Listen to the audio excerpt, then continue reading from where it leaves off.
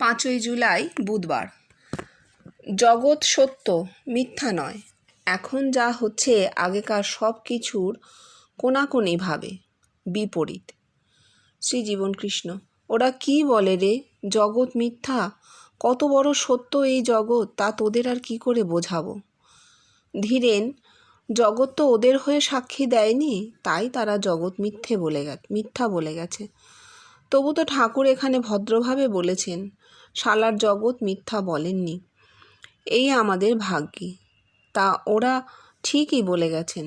সকলের উচ্চ হাস্যের মধ্যে ধীরেনবাবুর বাকি কথাগুলি ডুবে গেল। শ্রীজীবন কৃষ্ণ।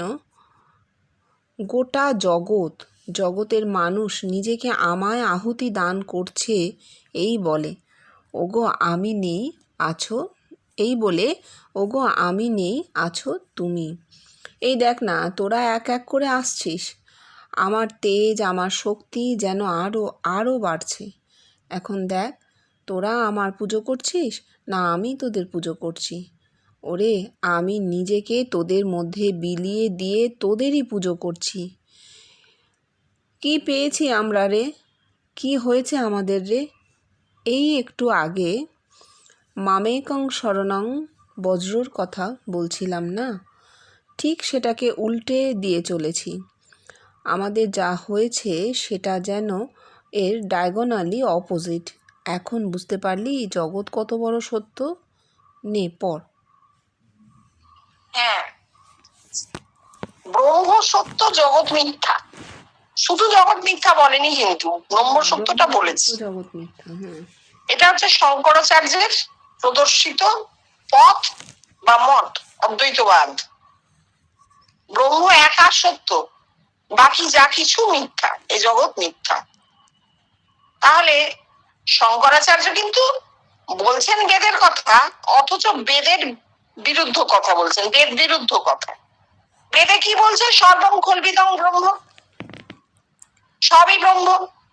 তাহলে শুধু ব্রহ্ম সত্য হলে জগৎ এলো কোত্থেকে? আলাদা করে ব্রহ্ম ছাড়া যখন কিছু নেই, জগতের আলাদা উপস্থিতি, আলাদা অস্তিত্ব আছে কি? একদমই না। হ্যাঁ, নেই। জগৎ ও ব্রহ্ম, সব ব্রহ্ম মানে জগৎ ব্রহ্ম। তাহলে ব্রহ্ম সত্য হলে জগৎ সত্য, মিথ্যা কি করে হবে? কিন্তু এইটা উনি কেন বলেছিলেন? ওই সব নেতি করে সপ্তম ভূমিতে পৌঁছবে, এ নয় ও নয় সে নয়, জীব নয় জগৎ নয়। এটা একটা প্রসেস বলে তিনি বলেছিলেন, সাধনার প্রসেস। তো আমরা আজ পর্যন্ত কোনো মানুষকে ওই সাধনার প্রসেসে ব্রহ্ম সত্য অবস্থানে পৌঁছতে দেখিনি। ব্রহ্ম সত্য হলে এই জগৎ সত্য, 100 বার ব্রহ্ম সত্য, অতএব এই জগৎ 100 বার সত্য। এইবার এই জগৎকে আমরা কি চোখে দেখতে পাই, কিভাবে পাই? আমাদের চোখ একটা ইন্দ্রিয়, মন একটা ইন্দ্রিয়, কান ইন্দ্রিয়। এই সমস্ত ইন্দ্রিয়গুলো সেন্সারি পারসেপশন, তো জগৎ থেকে ইন্দ্রিয় গ্রাহ্য জ্ঞান আহরণ করছে। চোখ খুলে সূর্য ওঠা, ফুল ফোটা, পাখি ডাকা দেখছি, বলছি। কান দিয়ে শুনছি মানুষের কথা, মাটি থেকে ওঠা কথা, বাজ পড়ছে সেই শব্দ শুনছি। মন কি করছে? এই সব দেখাশোনা গুলোকে একটা জায়গায় এনে একটা ধারণা তৈরি করছে, জগৎ সম্পর্কিত একটা ধারণা তৈরি করছে। সেইটা আমার জগৎ। আমি আমার ইন্দ্রিয়গুলো দিয়ে জগৎকে যেভাবে পাচ্ছি, মন সেই সম্পর্কে একটা পারসেপশন তৈরি করে আমার কাছে দিচ্ছে। আমি ভাবছি এইটা জগৎ, তাই তো? কিন্তু এই যে খণ্ড জ্ঞান, এটা জ্ঞান নয়। আসলে এই জগতের আড়ালে ঠাকুর যেরকম বলেছিলেন, অর্থাৎ ইন্দ্রিয় গ্রাহ্য জগতের আড়ালে অতীন্দ্রিয় জগৎ আছে। যতই বস্তুবাদীরা বলুন যে না না না, এই তো মাটিতে পা ঠুকছি, পা ব্যথা হয়ে গেল, এই তো চৈতন্য বস্তুময় জগৎ, এর আবার কি, তুমি কিসের আবার আলাদা কথা বলছো? তো তাদের বলবার জন্য সায়েন্স নিজে থেকে আমাদের হাতে একটা জিনিস তুলে দিয়েছে। জগৎ যে চৈতন্যময়, এইটা জানার জন্য সায়েন্স কিছু কিছু জিনিস আমাদের দিয়েছে। তার মধ্যে একটা প্রধান জিনিস হচ্ছে, যদি তুমি চাও কোনো বস্তুকে তার একেবারে আয়োনাইজড ফর্মে দেখবে, মানে চৈতন্যময় অবস্থায় দেখবে, শুধু ভাইব্রেশন তুমি দেখতে পাবে। সেই রকম শক্তিশালী মাইক্রোস্কোপ আছে, যা একটা বস্তুর ওপর রাখলে বস্তুটাকে সম্পূর্ণ ভেঙে কতগুলো কোয়ার্কের মতো, কতগুলো ভাইব্রেশনের মতন হয়ে আছে, এইভাবে দেখতে পাবে।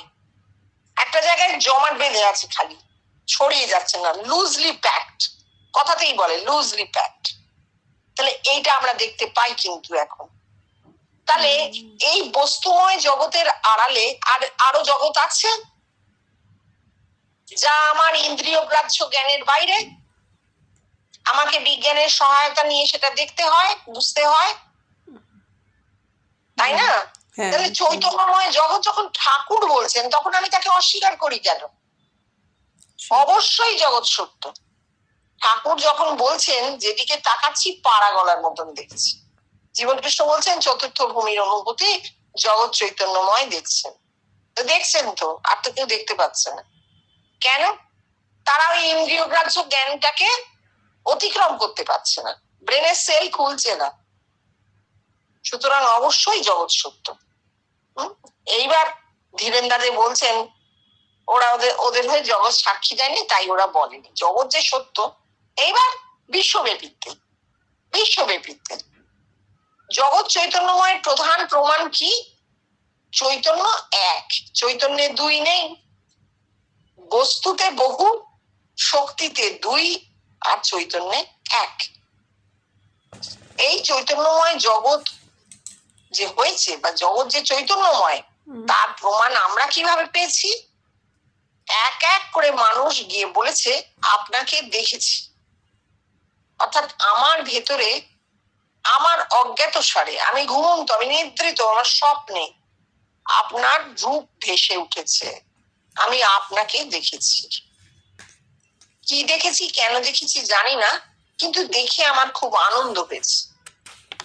আমি কখনো আপনাকে জড়িয়ে ধরেছি, কখনো আপনি আমাকে জড়িয়ে ধরেছেন, কখনো আপনি আমাকে অনেক কথা বলছেন ভালোবেসে, কখনো সন্দেশ খাইয়ে দিচ্ছেন।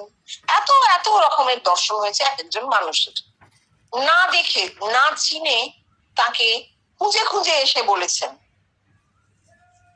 তিনি অবাক হয়ে শুনেছেন, প্রথমে বোঝা যায়নি কি হচ্ছে, তারপর বোঝা গেছে যে এই নিদ্রিত অবস্থায় আমাদের মধ্যে যখন স্বপ্ন সৃষ্টি হয়, তখন আমাদের কোনো ইন্দ্রিয় কাজ করে না, ইন্দ্রিয়গুলো সব সুপ্ত। তাহলে এটা বিয়ন্ড সেন্সারি পারসেপশন। সেই বিয়ন্ড সেন্সারি পারসেপশনে, যেখানে আমার ইন্দ্রিয় একদম কাজ করছে না, মন পর্যন্ত সুপ্ত, সেইখানে যখন এই দৃশ্যাবলী তৈরি হয়, সেটা করে কে? আমার এই আমিটা তো ঘুমিয়ে পড়েছি। তখন ব্রহ্ম এই সমস্ত বিষয় সকল নির্মাণ করেন। তাহলে যাকে দেখি তিনি আমার ব্রহ্মসত্তা, আমারই ব্রহ্মসত্তাকে আমি দেখছি একজন মানুষের রূপে।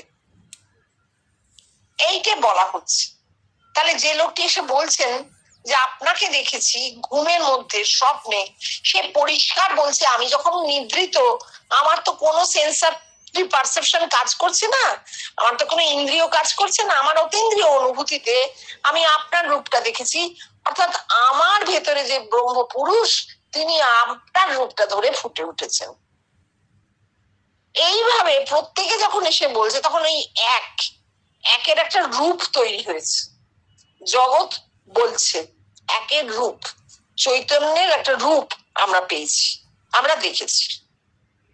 এই হচ্ছে ব্যাপার। তাহলে জগৎ সত্য, জগৎ এসে তাকে সেই সত্য দান করেছিলেন। তিনি এই সত্যটা পেলেন কোত্থেকে? ঠাকুরের মতন তো বলেননি যে মায়েরই বলছি আমি ব্রহ্ম, তা তো বলেননি। তিনি জানতেনই না তিনি ব্রহ্ম, জগৎ তাকে এসে বলে ব্রহ্মত্বটি দান করেছে। তাহলে জগৎ সত্য।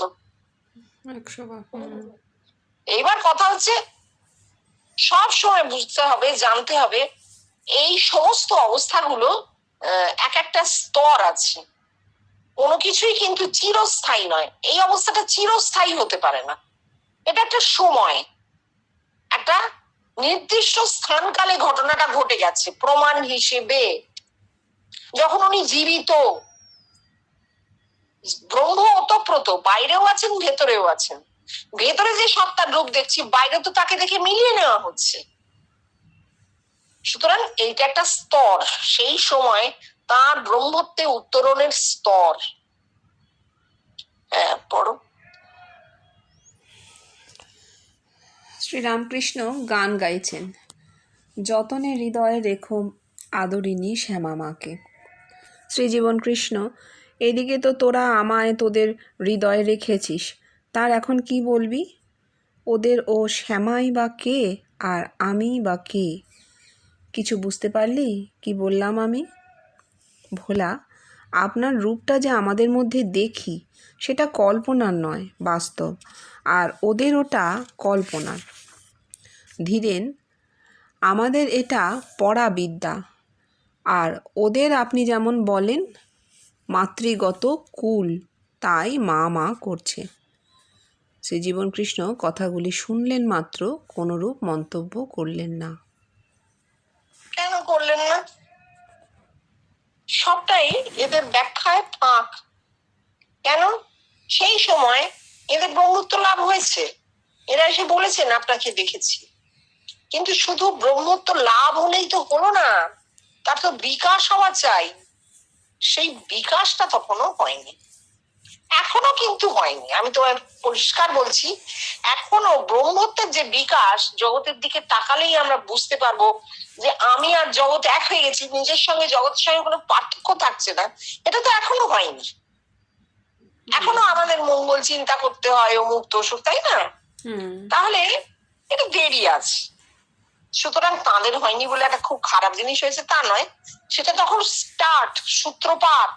সেই সূত্রপাতে আমরা দেখছি এরা প্রশ্নের তেমন ঠিকঠাক উত্তর দিতে পারছেন না, কিন্তু তাতে জীবনকৃষ্ণ প্রশ্ন করা থামাচ্ছেন না। কেন?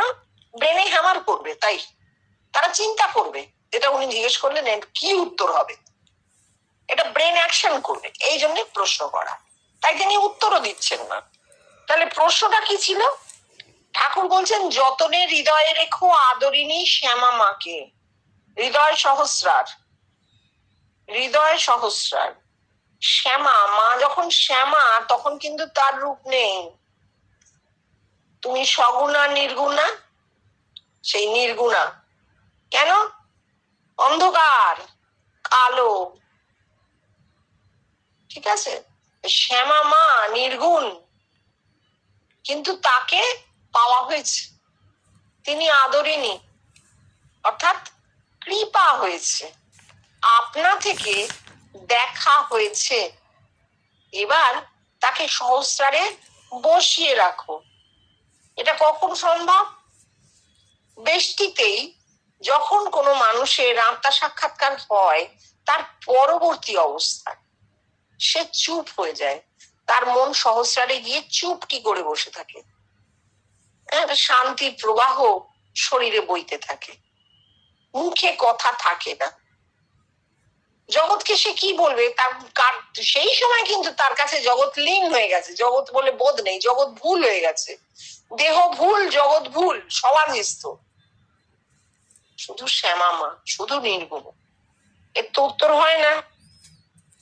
জীবন কৃষ্ণ বলছেন তো, ওদের শ্যামাকে আমাদের শ্যামাই বাকে।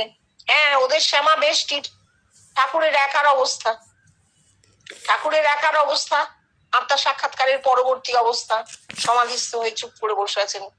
শ্যামা মা আছেন আর উনি আছেন, শ্যামা মা একাই আছেন, মানে উনি শ্যামা মা হয়েছেন, নির্গুণ হয়ে নির্গুণে অবস্থান করছেন।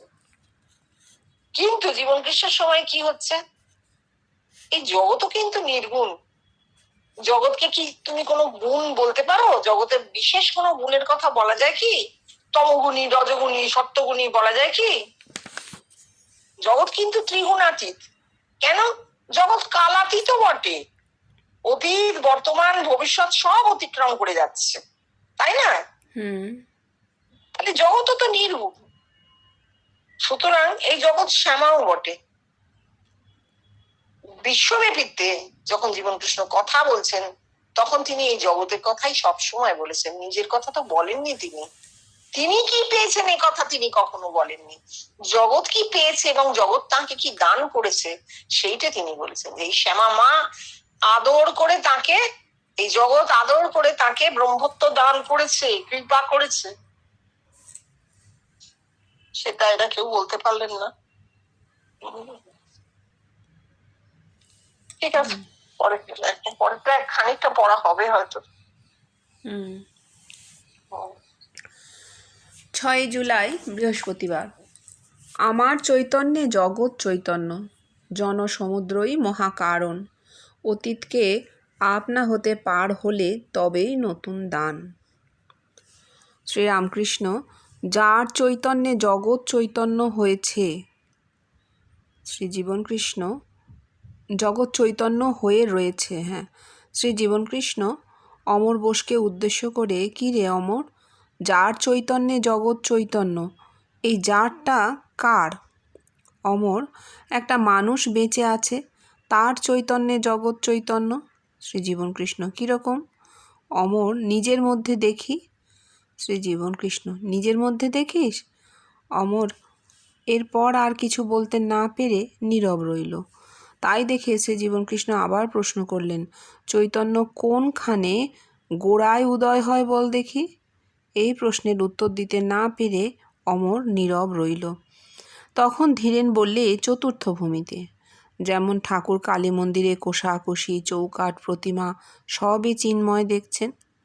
শ্রীজীবনকৃষ্ণ, হ্যাঁ, তার নিজের চৈতন্যকে বাইরে বিক্ষেপ করে তবে জগৎ চৈতন্য দেখছেন। তাহলে কি হচ্ছে?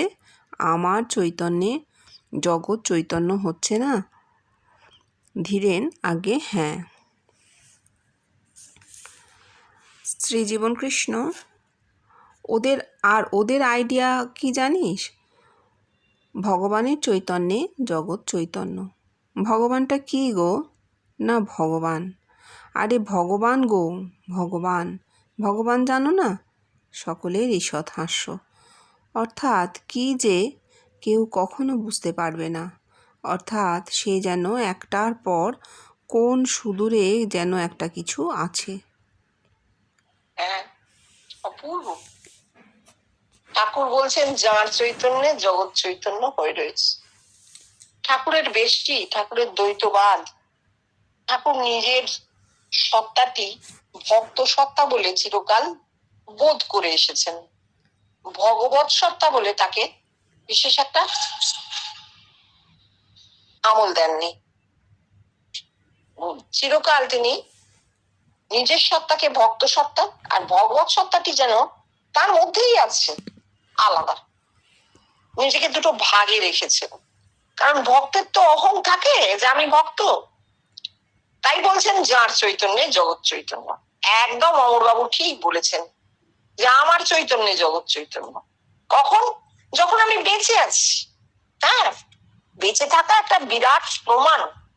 আমার নিঃশ্বাস প্রশ্বাস, আমার হৃদস্পন্দন, আমার প্রত্যেকটা কোষে কোষে রক্ত সঞ্চালন প্রমাণ করছে যে আমার দেহটা জীবন্ত। আর এই জীবন্ত দেহে যে গতি, সঞ্চালন, নিঃশ্বাস প্রশ্বাস, হৃৎপিণ্ড করা, ব্লাড করা, এই প্রত্যেকটা প্রমাণ দিচ্ছে যে আমার শরীরটা গতিময়। দেহে গতি আছে। এই গতি আসলে চৈতন্য। যে মুহূর্তে গতি থেমে যাবে, দেহটা পঞ্চভূতে মিশে যাবে। এবার তুমি বলতে পারো, সেই পঞ্চভূত কি চৈতন্যময় নয়? হ্যাঁ, অবশ্যই সেই পঞ্চভূত চৈতন্যময়। কিন্তু মানুষটা যতক্ষণ বেঁচে আছে ততক্ষণ তার মাথার অ্যাকশনটা আছে, ব্রেনের অ্যাকশনটা আছে। পঞ্চভূতের লীন হয়ে গেলে তার তো ব্রেনের অ্যাকশন থাকছে না। একদম ঠিক বলেছেন অমর বাবু, যে একটা জীবন্ত মানুষ, তার চৈতন্যেই জগৎ চৈতন্য। 100 বার। আগে তো আমি সত্য হব, আগে আমার এই বেঁচে থাকা, আমার নিঃশ্বাস প্রশ্বাস, আমার প্রাণের গতি, এইটা সত্য বলে আমি এই জগৎকে সত্য বলে গ্রহণ করতে পারছি। আমার চৈতন্যেই আমি জগৎকে চৈতন্যময় দেখছি। ঠিক এই জগতেরও তো গতি আছে, আমি তো বুঝতে পারছি জগতের গতি আছে, আমরা প্রত্যেকে জানি জগতের গতি আছে এবং দেখতেও পাই। শুধু সূর্য ওঠা অস্ত যাওয়া নয়, জগতের নিজস্ব গতি, ওই যে কাল অতিক্রম করে চলেছে, জগতের নিজস্ব গতি। এবং জগৎ পরিবর্তনশীল, বস্তু জগৎ সারাক্ষণ পরিবর্তিত হচ্ছে, পরিবর্তনশীল জগৎ। এইটা প্রমাণ দেয় যে জগতের গতি। আমার যেমন গতি আছে, আমি যেমন শিশু থেকে বৃদ্ধ হচ্ছি, জগৎও কিন্তু পরিবর্তিত হচ্ছে। এইবার ওনার দিক থেকে পুরো ঠিক। এইবার অমরবাবু বলছেন আমি নিজের মধ্যে দেখি, হ্যাঁ, অনুভূতির কথায় আসছেন। এটা তো বাহ্য কথা হলো। এবার অন্তর্দর্শনের কথা, যে আমি নিজের মধ্যে যা দেখি তা তো সত্য, তাকে তো আমি ফেলে দেবো না, আমার অনুভূতিকে তো আমি গ্রহণ করবোই। সেই অনুভূতি থেকে আমি বুঝতে পারি যে যা দেখছি তা কিন্তু চৈতন্যের দর্শন। সুতরাং জগৎ, সেই যে জগৎকে দেখা হচ্ছে তা চৈতন্যময় জগৎ, স্বপ্নের জগতের কথা তিনি বলছেন। কিন্তু তারপর আর কথা উত্তর দিতে পারছেন না, কারণ জীবনকৃষ্ণ আরেকটু ডিপে যাচ্ছেন। হ্যাঁ, বলছেন নিজের মধ্যে দেখিস, আর বলতে পারছেন না। তখন উনি বলছেন চৈতন্য গোড়ায় কোথায় উৎপত্তি হয় বল দেখি? চতুর্থ ভূমিতে, যেমন ঠাকুরের হয়েছিল হৃদয়। এটা একদম বেষ্টিক দেহতত্ত্বের কথা। আমাদের কিন্তু দেহের সাধন নেই, আর সেই জন্য অমরবাবু উত্তর দিতে পারলেন না। অমরবাবু বলছেন তার অনুভূতির কথা কখন? যখন তিনি ঘুমিয়ে পড়েন, যখন দেহের কোনো কাজ নেই, দেহ নিষ্ক্রিয়, ইন্দ্রিয় নিষ্ক্রিয়, সেই সময় যে অনুভূতি হচ্ছে মাথায়, তার কথা বলছেন অমরবাবু। আত্মার সাধন, দেহের সাধন নেই, তাই জন্যই তিনি এই উত্তরটা দিতে পারলেন না। দেওয়া সম্ভব নয়, আমাদের কারোর ওই রকম অনুভূতি হয়নি। এইবার জীবনকৃষ্ণ বলছেন ঠাকুরের চতুর্থ ভূমিতে জ্যোতি দর্শন হয়েছিল, চারিদিক চৈতন্যময় দেখেছিলেন। হ্যাঁ, তারপর বলছেন ধীরেনদা বললেন চতুর্থ ভূমিতে ঠাকুর দেখেছিলেন। তখন জীবনকৃষ্ণ বলছেন হ্যাঁ, এটা কিভাবে দেখলেন? এই যে চতুর্থ ভূমিতে মন গেল, তখন তার ওই চিৎ জড় গ্রন্থি যেটা ভেদ হয়ে গেল। চিৎ মানে চৈতন্য, অর্থাৎ জড় থেকে চৈতন্যে উত্তীর্ণ হলেন ঠাকুর। তখন তিনি যা দেখছেন তাই চৈতন্যময় দেখছেন। এতকাল জগৎকে বস্তুময় দেখছিলেন, এই প্রথম তার চোখে জগৎ চৈতন্যময় হয়ে ভেসে উঠল। কখন? ওই জড় থেকে চৈতন্যে উত্তীর্ণ হবার পর। এইবার বলছেন তাহলে ঠিকই, আমার চৈতন্য জগৎ চৈতন্য, একদম ঠিক, অমরদা ঠিক বলেছেন অমরবাবু। ধীরেনদা বললেন হ্যাঁ। কিন্তু জীবনকৃষ্ণ বলছেন কিন্তু ওদের আইডিয়াটা এরকম হয়নি, ওরা ঠিক এইভাবে বোঝেনি। ঠাকুরের সময় যারা শুনেছে যার চৈতন্যে জগৎ চৈতন্য, তারা ভেবেছেন ভগবান ওই কোথাও আকাশ জুড়ে বাতাস জুড়ে আছেন, আমার মধ্যে ভগবান নেই, থাকতেই পারেন না। তিনি আকাশ জুড়ে বাতাস জুড়ে কোথাও আছেন, সেইখান থেকে তিনি আমাদেরকে জানাচ্ছেন যে তার চৈতন্যেই জগৎ চৈতন্য। ভগবান আছেন বলেই তো জগৎ আছে, নালে আমরা কোথায় থাকতাম। এই একটা ধারণা, এর দ্বৈতবাদেরও একবারে চূড়ান্ত জায়গা যেটা বলছেন, অর্থাৎ আমার মধ্যে ভগবান নেই, ভগবান বাইরে কোথাও আছে। এইটা আমরা খ্রিস্ট ধর্মে দেখতে পাই আছে, কিন্তু সেটাকে যিশু কাটতে চেষ্টা করেছেন। ওই যখন বলছেন I and my father in heaven are but one, and you and I are one, এই বলার মাধ্যমে তিনি জানাচ্ছেন যে ব্রহ্ম জীব আমি, তিনি এক। আমি যদি তোমার গুরু হই, ভগবান পিতা, পিতা আমি তার পুত্র, আমরা এক, পিতা পুত্র এক সত্তা, আর তোমরা আর আমিও এক সত্তা। তাহলে কি হলো? একই হলো, দুই নেই। এইটা তবু খ্রিস্টান ওয়ার্ল্ড শুনেছে, কিন্তু ইসলামে এ কথা নেই। ইসলামে কি আছে? আল্লাহ নিরাকার, সর্বব্যাপ্ত।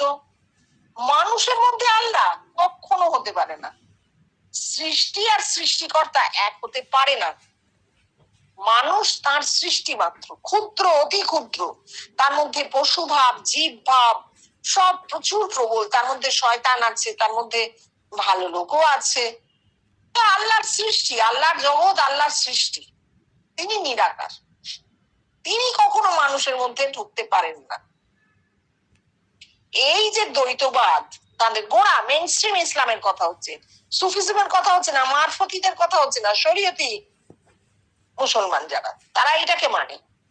মারফতি যারা, সুফি যারা, তারা কিন্তু নিজের মধ্যে আল্লাহকে অনুভব করতে চেষ্টা করে, সেটাও দ্বৈতবাদ, কিন্তু অত দূরের দ্বৈতবাদ নয়। তারা মনে করে আল্লাহ যখন সর্বব্যাপ্ত, তখন আল্লাহ আমার মধ্যেও উদয় হবেন, আমি আল্লাহর সঙ্গে বিলাস করব, বৈষ্ণবদের মতো কৃষ্ণের সঙ্গে বিলাস হবে। হ্যাঁ, কৃষ্ণ বিলাসের অঙ্গ ছুসনি, রাধার কৃষ্ণ বিলাসের অঙ্গ ছুসনি। এই জিনিসটা ইসলামে সুফিদের মধ্যে আছে, কিন্তু শরীয়তিতে, শরীয়ত মুসলিমদের মধ্যে নেই। তারা শরীয়ত মানে, তারা মানে আল্লাহ সৃষ্টি এবং আল্লাহ আলাদা। এবার আমাদের দেশে আজ 1000 বছর প্রায় হতে যায় ইসলাম এসেছে। তার তো চিন্তা, তার ভাবনা, তার ধর্ম, তার সংস্কৃতি, তারা শাসন করেছে আমাদের। তারা তো আমাদের শাসন করেছে, তারাই তো রাজা হয়ে দাঁড়িয়েছিল। সেটা তো যাবে না মাথা থেকে, যাবে কি? সংস্কার হয়ে গেছে। এই যা কিছু দ্বৈতবাদের সংস্কার, সেমিটিক কৃষ্টি, এটা ইসলামের হাত ধরে আমাদের দেশে ঢুকেছে। এই কৃষ্টি কাটলো কখন? ঠাকুর জন্মেছেন যখন, তখনও ইংরেজ রাজত্ব, তখনও আমরা পরাধীন। হ্যাঁ, খ্রিস্টান রিলিজিয়ন এসে গেছে আমাদের দেশে, কিন্তু সম্পূর্ণভাবে পূর্ব মত সরিয়ে দিতে পারেননি, সরেনি। কিন্তু ঠাকুরের একটা অদ্ভুত শক্তি ছিল, তিনি প্রায় প্রতিটি কোনায় কোনায় ছড়িয়ে দিয়েছিলেন যে মা আমার ভেতরে, মা যন্ত্র, আমি যন্ত্র, মা যন্ত্র, মা আমার ভেতর থেকে কথার রাশ ঠেলে দেন। এই বারবার ঠাকুরের এই প্রকাশ ফলে কি হলো, কিছু কিছু মানুষের মাথায় চেঞ্জ শুরু হয়ে গেল। এবং আমরা এর আলটিমেটটা দেখতে পেলাম 1947 সালে, যখন ভারতবর্ষ স্বাধীন হয়ে গেল। কোনো রাজা নেই, আমরাই রাজা, আমরা নির্বাচিত করবো, তোমরা আমাদের সরকারটা চালিয়ে দেবে, এই তো গণতন্ত্র। তখন জীবন কৃষ্ণ এলেন এবং ভগবানের এই অতি প্রাচীন এবং ভুল ধারণা তিনি সরিয়ে দিয়ে বললেন যে মানুষটা ভগবান হয়। ভগবান হয়ে, ভগবান আলাদা করে কোথাও সর্বব্যাপ্ত হয়ে ঝুলে নেই, নিরাকার, নির্গুণ, অমূর্ত, কিচ্ছু নেই। আল্লাহ বলে কোনো ভগবান এইভাবে পরমেশ্বর হয়ে কোথাও বিরাজ করছেন না। ভগবান একটা মানুষ ভগবান হয়। মানুষের জৈব সত্তা, পশু সত্তা প্রথমে মানব সত্তায় উত্তীর্ণ হয়, তারপর সেই মানব সত্তা মহামানবে উত্তীর্ণ হয়, ভগবত সত্তায় উত্তীর্ণ হয়। কখন? যখন মানুষটা নিজের মধ্যে সমগ্র জগৎকে পায়। বিশ্বরূপ, কৃষ্ণ বলছেন বিশ্বরূপ, আর তার মধ্যে জগৎ, বেদান্তের কথা। আর নিজের মধ্যে এই জগৎকে যখন পাওয়া গেল, তখন সেই মানুষটা ভগবান। তো ভগবানের ঐশ্বর্য থাকে, বলছে ভাগবত পুরাণে ভগবানের ঐশ্বর্যের কথা আছে। না, আমরা কোনো ঐশ্বর্য নেবো না, আমরা জানবো ভগবানের ঐশ্বর্য এই জগৎ। কারোর যদি মাথায় সম্পূর্ণ জগৎ ধারণা হয়, তাহলে সে ভগবান, সেটাই তার ঐশ্বর্য।